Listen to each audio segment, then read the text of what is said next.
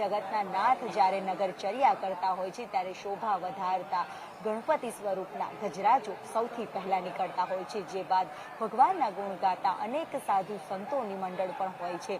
તો બીજી તરફ 18 જેટલી ભજન મંડળીઓ દર વર્ષે આ જ પ્રકારે વાજતે ગાજતે ભગવાનના સૂર્ય લાવતા ભજન મંડળીઓ પણ જોડાતી હોય છે. આ સાથે જ અનેક લોકોની આસ્થા પણ એટલી રહેલી છે કે ભગવાન જગન્નાથ જ્યારે નગરચર્યા કરતા હોય છે ત્યારે ભગવાન ભલે રથમાં બિરાજમાન થયા હોય, પરંતુ પોતાના માથે લઈને પણ જવાનો મહિમા છે એ અતૂટ આસ્થા અનોખી જોવા મળતી હોય છે. સીધા જ પહેલી વખત ગાર્ડ ઓફ ઓનર નિજ મંદિરની અંદર જે ભગવાન ઇન્દ્રદેવ પણ હાજરી આપતા હોય તેવા અમી છાંટણા પણ જોવા મળી રહ્યા છે.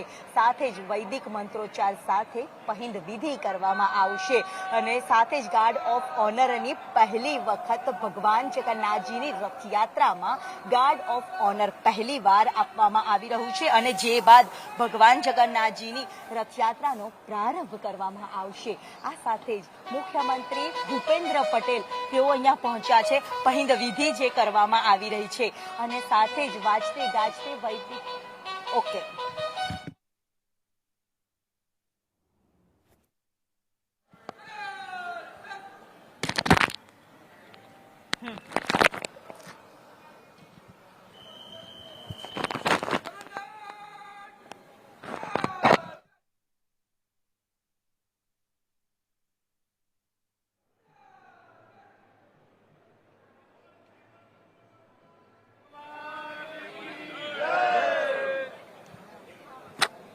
ભગવાન જગન્નાથના જયકારા સાથે મુખ્યમંત્રી ભૂપેન્દ્ર પટેલ મંદિરમાં પહોંચ્યા હતા. મંદિરના ટ્રસ્ટી અને મહંત સહિતના તમામ જે અહીંયા ઉપસ્થિત છે, સાથે જ પ્રથમ નાગરિક તરીકે પ્રતિભા જૈન જે મેયર છે તે પણ અહીંયા પહોંચ્યા છે. રથમાં અત્યારે હાલ ભગવાન જગન્નાથજીના દર્શન કરી રહ્યા છે અને થોડીક વારમાં પહિંદ વિધિ કરવામાં આવશે. ગૃહમંત્રી હર્ષ સંઘવી પણ અહીંયા પહોંચ્યા છે અને વાજતે ગાજતે ભગવાન જગન્નાથજીની આ રથયાત્રાનો પ્રારંભ આજે થોડીક જ વારમાં, થોડીક જ મિનિટોમાં શરૂ કરવામાં આવશે. જગતનો રાજા જ્યારે નગરચર્યા કરતો હોય છે અને ચારે કોર સૈનિકો છે તે સેવામાં જોડાતા હોય છે, તેવો સુંદર અલૌકિક નજારો આજે ભગવાન જગન્નાથજીના મંદિરના પ્રાંગણની બહાર જોવા મળી રહ્યો છે. તમામ જવાનો, પોલીસ જવાન હોય કે આર્મી જવાન હોય, તમામ રક્ષકો છે તે અહીંયા મંદિરના પ્રાંગણમાં સુરક્ષા વ્યવસ્થામાં ગોઠવાઈ ગયેલા નજરે પડી રહ્યા છે. આ સાથે જ ભક્તોની ભીડ ઉમટી પડી છે.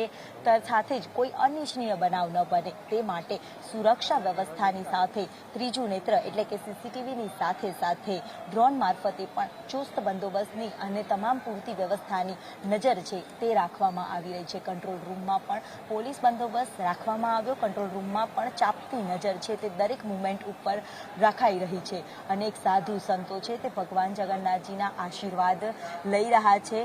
ભગવાનને નગરયાત્રા માટેનું જે આમંત્રણ આપવામાં આવ્યું હતું, નગરયાત્રા અને પહેલેથી જે પરંપરા રહી છે કે સોનાની સાવરણીથી સાફ કરીને રથ અને જે બાદ પહિંદ વિધિ કરવામાં આવતી હોય છે. જગતનો નાથ જે પુરીમાં પણ એ જ પ્રકારે પરંપરા રહી છે કે જે જગતના નાથની નગરયાત્રા પહેલા રાજા જે હોય છે તે દોરડું ખેંચીને રથને હંકારતા હોય છે અને ભગવાનને કહેતા હોય છે કે આવો પ્રભુ મારા રાજ્યમાં અને તમામ સૌ ઉપર નજર રાખો, અમી દ્રષ્ટિ રાખો.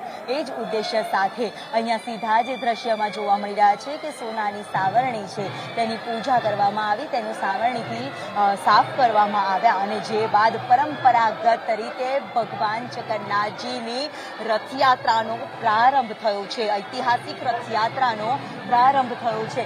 સીધા જ એ દ્રશ્ય જોવા મળી રહ્યા છે. ઘરે બેઠા સંદેશ ન્યૂઝ પર કરો ભગવાન જગન્નાથજીના દર્શન ઘરે બેઠા, કારણ કે આજે જગતનો નાથ નગરજનોને મળવા માટે રથમાં બિરાજમાન થઈને નીકળ્યો છે. પરંપરા જે યથાવત હતી ગાર્ડ ઓફ ઓનરના માહોલ સાથે, જગન્નાથમયના માહોલ સાથે આજે અમદાવાદની ગલીએ ગલીએ જય જગન્નાથનો રણકાર જોવા મળી રહ્યો છે, જયકારો જોવા મળી રહ્યો છે અને પહિંદ વિધિ કરવામાં આવી રહી છે.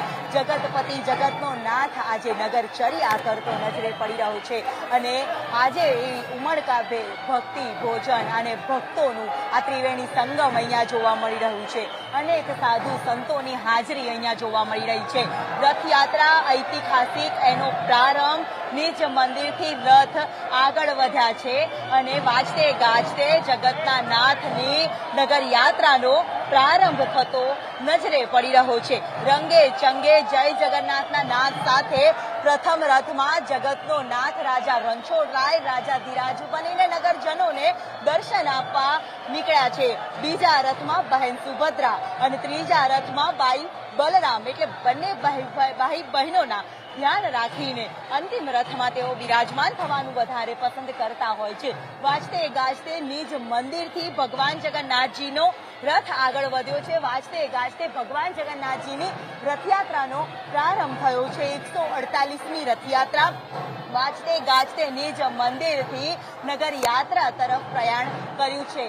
હર્ષોની હેલી હર્ષો ઉલ્લાસ સાથે અમી છાંટણા પણ મંદિરમાં જોવા મળ્યા છે અને સાથે જ ભજન મંડળીઓ, અખાડા, કરતબબાજો સહિતના તમામ લોકો આજે રથયાત્રામાં પણ જોડાયા છે. વાજતે ગાજતે જગતના નાથ આજે નગરચર્યા કરી રહ્યા છે. નગરજનોને દર્શન આપવા નીકળી રહ્યા છે. વહેલી સવારે પરંપરાગત રીતે નીકળેલી આ રથયાત્રા જે 7 વાગ્યાના ટકોરે અહીંયા નિજ મંદિરથી પ્રારંભ થયો છે. આ સાથે જ સરસપુરમાં પણ મોસાળવાસીઓ તરફથી ભાણેજોના મામેરા છે તે કરવામાં આવશે અને નીત નવા ભેટ આપવામાં આવશે. સરસપુર જે ભગવાનનું મોસાળું જેને કહેવામાં આવે છે, અનેક લોકોની આસ્થા પણ જોડાયેલી હોય છે અને ત્યાં પણ એ જ પ્રકારના શાહી ઠાઠ સાથે મોસાળું કરવા માટેની તૈયારીઓ છે તે પણ નજરે પડી રહી છે. જગતના નાથનો પહેલો રથ નિજ મંદિરમાંથી પસાર થયો છે. અહીંયા જે પ્રકારે ખલાસી બંધુઓને જે સૌભાગ્ય મળ્યું હોય છે તે જ સૌભાગ્ય સાથે રથને ખેંચવામાં આવતો હોય છે. અનેક ધારાસભ્યોની હાજરીમાં, અનેક અધિકારીઓની હાજરીમાં તમામ લોકો એક સામાન્ય નાગરિક બનીને જગતપતિનો રથ હંકારતા નજરે પડી રહ્યા છે. અનેક લોકો ભક્તો છે તે શુભેચ્છાઓ પાઠવું છું.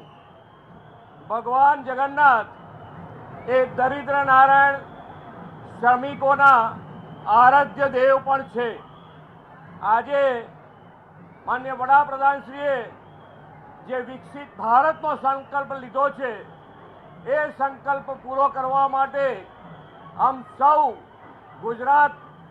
વિકસિત ગુજરાતથી વિકસિત ભારત માટે આપણને સૌને ભગવાન જગન્નાથ ખૂબ શક્તિ આપે એવી ભગવાન જગન્નાથના ચરણોમાં પ્રાર્થના પણ કરી છે. આજે જ્યારે 148મી રથયાત્રા નીકળી છે ત્યારે સરકાર અને પોલીસ તંત્રએ ભક્તજનોને દર્શન માટે કોઈ તકલીફ ના પડે એવી ખૂબ સરસ વ્યવસ્થાનું પણ આયોજન કરેલું છે.